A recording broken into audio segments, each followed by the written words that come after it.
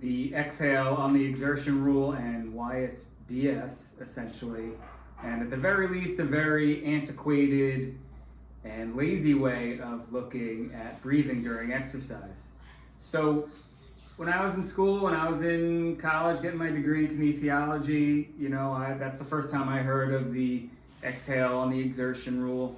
And then in my ACSM personal training certification, it was driven home there. And it's pretty much what most personal trainers teach in gyms. So it's become this kind of widely accepted rule, essentially, when we're doing an exercise to exhale on the exertion.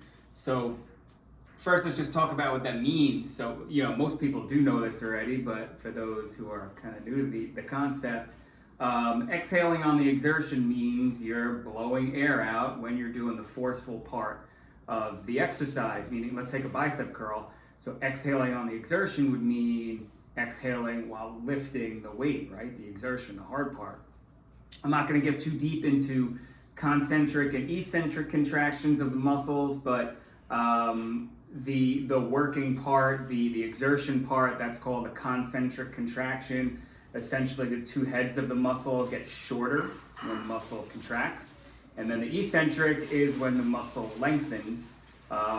Typically, if we're using dumbbells and barbells, the lifting, the exertion part is coming up, and the extension or the eccentric is the lowering, okay? That's if we're using free weights. If you're using a lat pull down, something coming from up above, no, that's reversed. But I don't want to get too, into the weeds with that. Really, I want to talk about the breathing. So the exhale on the exertion rule implies that we should be exhaling every time we're doing the hard part of the exercise, right? So the lift on the bicep curl, the lift or the push away from the chest on the bench press, the upward motion in the squat, the hard part, we've been taught, we're supposed to exhale on that part.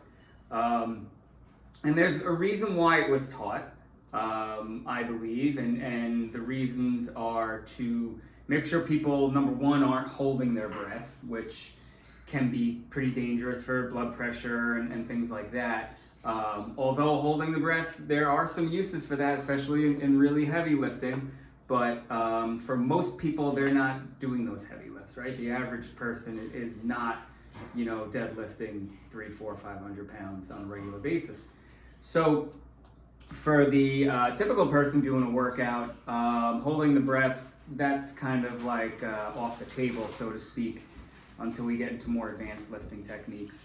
So one of the reasons why exhale on the exertion is taught is because it was a way to get people to not hold their breath. Another reason is it increases intra-abdominal pressure, which is a good thing. When you're doing a lift, you want to have some stability going on here. And the main reason, though, is that it's for beginners to get them to breathe during the exercise. They would kind of be cued to exhale on the exertion. And a lot of it stems from just trying to not have people hold their breath. But it's antiquated, and I say it's antiquated because the human body cares about respiration more than anything else. Well, first off, the human body cares about survival, right? That's the number one goal of any person that you see is survival, right? And what's at the top of the survival totem pole? That's respiration. If I take your breath away or your ability to breathe away, you're gonna die in 3 to 5 minutes, right? So that's respiration's at the top of the survival totem pole. And then, mastication, which is your ability to chew. If you can't chew and eat food, you're gonna die pretty quickly. Also, vision and hearing and all these things are vital for survival. The muscles, not as vital, right? So if I take away your breath, you're gonna die in 3 to 5 minutes. If I take away your ability for your bicep to contract, you'll still survive, right? We could even cut muscles, remove muscles, and things like that, and people can still survive, right? So respiration is more important than the muscular system, like a lot more important than the muscular system. The exhale on the exertion kind of puts muscles at the top of the survival totem pole, and like I said, your body doesn't really care about the muscles for survival. So if we want to put respiration where it should be at the top of the totem pole, our breathing mechanics should be based on the movement that we're doing and how well we can or cannot respirate during that movement. Meaning, if I'm going into a squat, right? I'm lowering down, I'm getting shorter, I'm kind of becoming more fetal, in a fetal position. That's a position of expiration, exhalation, right? So when I exhale, I typically get a little shorter and I close off. Versus when I inhale, I get a little taller. My rib cage opens, right? So in a squat, it would reason to say that when I'm standing up and opening up, that's when I should inhale. And when I'm getting shorter and more fetal, that's when I should exhale. That's the opposite of the exhale and the exertion rule, right?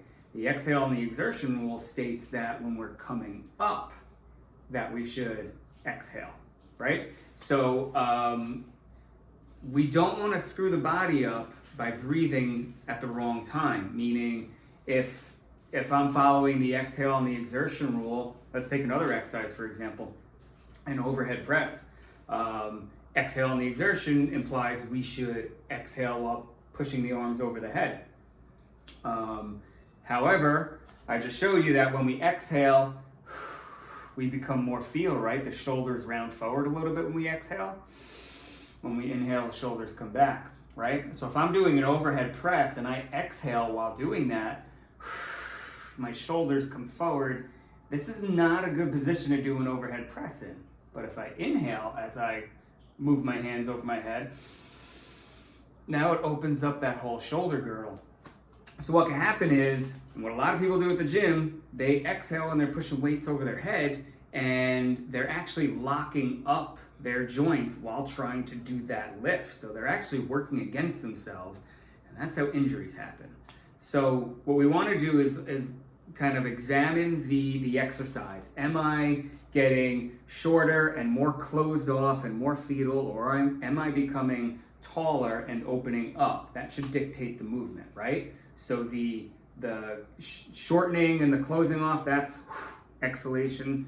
If we're getting taller and opening up, that should be inhalation. And you should notice, most of my clients notice, once we start getting their breathing right, the exercises become so much easier and they have so much of a better flow to them because you're following the rhythmic way that our body is supposed to work with respiration. Once again, respiration is number one for survival. So just kind of follow that rule. Let's not put muscles above breathing, because although they look nice in the mirror, if you're not breathing, you're not looking so nice in the mirror.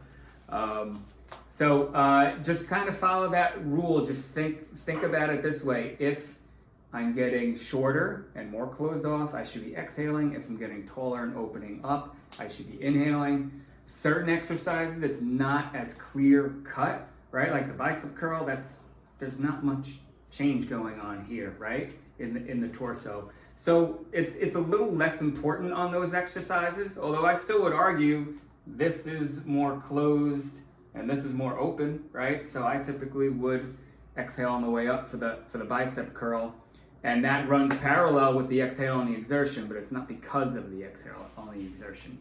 It's just a matter of body mechanics. So once again, respiration is the priority for the body. Let's start breathing right and then moving, dictated based on us breathing correctly.